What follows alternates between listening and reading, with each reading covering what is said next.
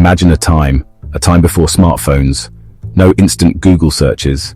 Picture a university campus then. It had big old buildings. They seemed a bit imposing. So many physical books waited. Actual books with pages and all. Do you remember those days? It truly felt like another world.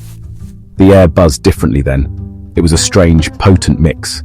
Youthful hope filled every corner, and a touch of sheer terror too. What if I actually fail this? What if I don't make any friends? These thoughts echoed so loudly, inside almost everyone's anxious heads. A constant humming background noise. Campus life was its own universe.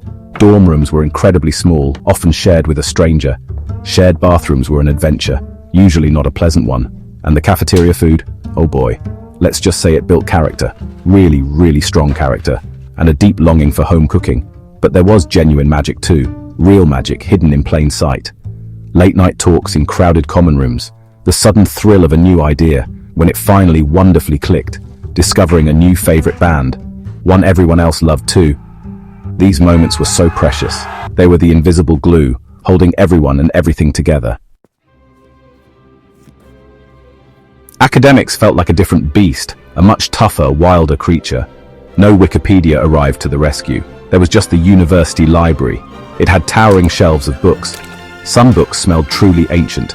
Others held notes from students past, like a secret, whispered history, waiting quietly to be found.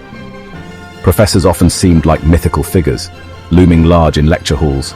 Some were incredibly inspiring, real guides on your journey. Others, well, they were less so. They held the keys to your grades, and your future, or so it felt. The pressure could be quite immense, to understand, to absorb, to perform. Remember trying to do group projects? Without easy instant file sharing. Imagine coordinating all of that. Over crackly landline phones maybe, or arranging actual physical meetings. It was a serious exercise in patience. And sometimes, yes, pure frustration. But you definitely learned about teamwork. You learned it the hard, slow way. And then there were the exams. Oh, the dreaded looming exams. Weeks of frantic, desperate cramming, fueled by endless cups of coffee and by sheer stubborn willpower.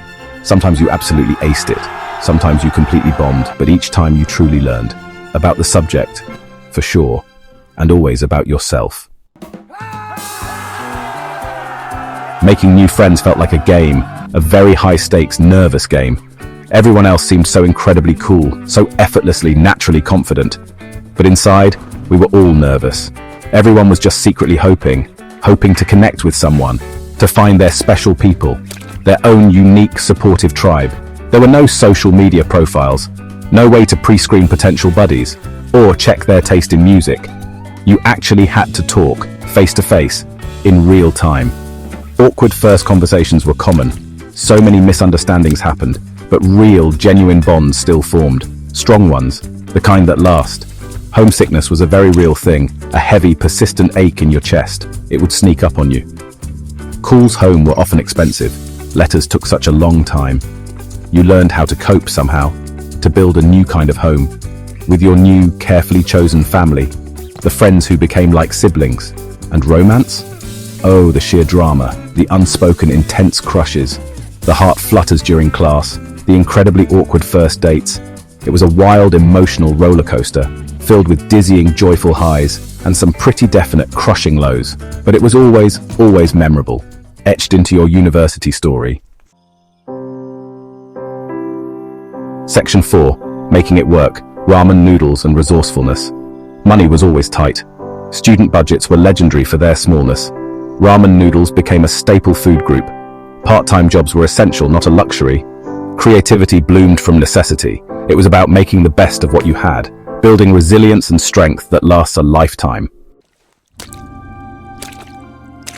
Section 5. Forged in the fire. How those struggles shaped us.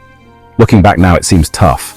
All those academic challenges, the sleepless nights, the tight budgets, the social anxieties. It was tough, but also amazing. Those struggles shaped us, like a blacksmith shapes metal.